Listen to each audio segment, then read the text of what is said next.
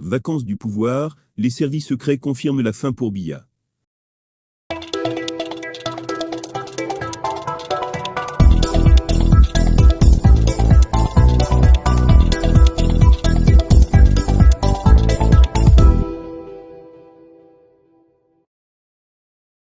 Biya Secret Service.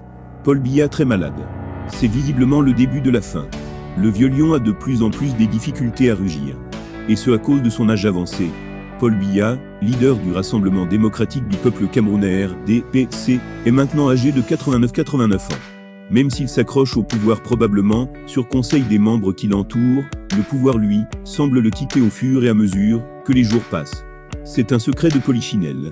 Paul Biya est évacué régulièrement vers des pays plus développés que le Cameroun, et où la science de la médecine est beaucoup plus poussée. Il s'y fait soigner avant de rentrer au pays, quand son état se stabilise.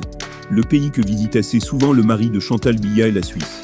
Ces derniers jours, le lanceur d'alerte exilé en France Boris Bertholdt a évoqué qu'un avion médicalisé a été mis à disposition de Paul Biya pour des raisons de sécurité, histoire d'être paré à toute éventualité. Exclusif. Paul Biya voyage désormais uniquement à bord d'un avion médicalisé, nous a appris Boris Bertholdt, qui est d'habitude bien renseigné sur les informations confidentielles.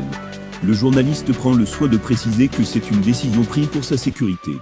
Depuis l'incident du retour de Yaoundé ou dans le sérail, l'on a cru qu'il était mort, alors qu'il revenait sur Yaoundé en hélicoptère, des mesures supplémentaires ont été prises.